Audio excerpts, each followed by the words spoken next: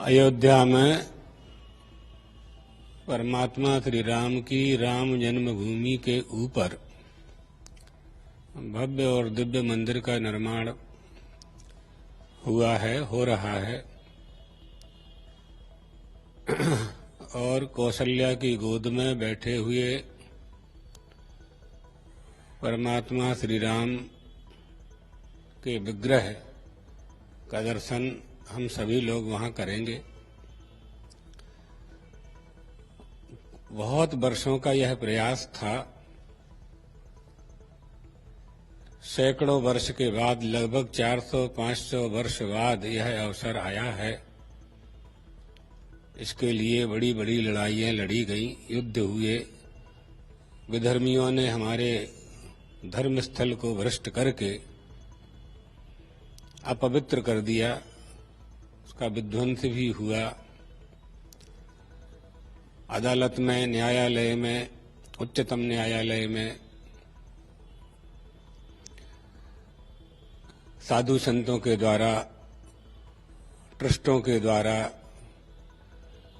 निर्मोही अखाड़ा और दूसरे भी बहुत लोगों ने अदालतों का आश्रय लेकर के राम जन्मभूमि पुनरुद्धार समिति ने भी प्रयास किया। न्यायालय में, लखनऊ में, सुप्रीम कोर्ट में, हाई कोर्ट में लड़ाइयां लड़ी गई। हम उनके अवतार के कारण अनुभूत करते हैं, उनकी मूर्तियों का, उनके विग्रह का दर्शन करते हैं, आराधना करते हैं। तो इसमें मूल बात यह है कि बहुत संघर्ष के बाद ये अवसर भारत के और विश्व के सनातन धर्मावलंबी, हिंदू धर्मावलंबियों को प्राप्त हुआ है।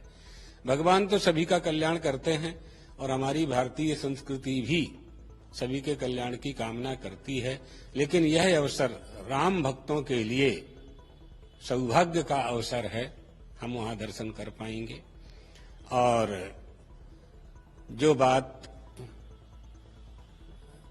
आपने प्रश्न किया प्रधानमंत्री जी का, कोई भी भारत में कोई भी सरकार होती इस अवसर पर तो मंत्रियों का, सरकार का, मुख्यमंत्रियों का और प्रधानमंत्री जी का ये कर्तव्य होना चाहिए।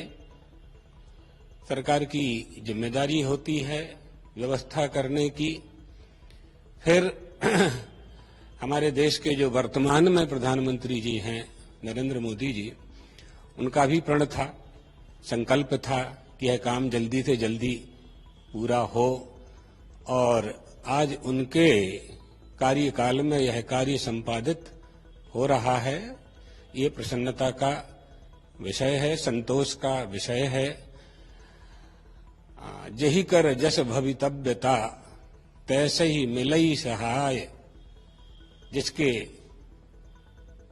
जिसे निमित्त बनाकर के परमात्मा जो काम करवाना चाहता है वो करवा लेता है।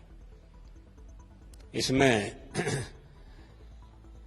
जेहि जब जस करि रघुपति करहि, तेहि तब तस क्षण होय। बोले विहसी महेश तब, ज्ञानी मूढ़ न कोय। जेहि जब जस रघुपति करहि, तेहि तब तस क्षण होय।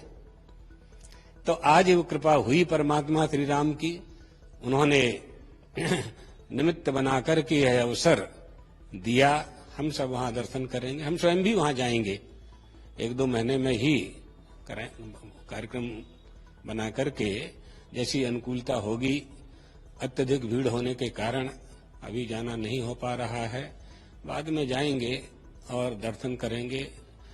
हमारे सद्गुरुदेव भगवान ने, जगतगुरु शंकराचार्य जी भगवान ने भी इसके लिए बड़ा संघर्ष किया था। सबकी तपस्याओं का फल आज प्राप्त हुआ। मूल बात यह है। भगवान द्वारकाधीश और चंद्रमौलीश्वर से हम प्रार्थना करते हुए कि देशवासी परमात्मा श्री राम की कृपा प्राप्त करके अपने जीवन को धन्य बनावें।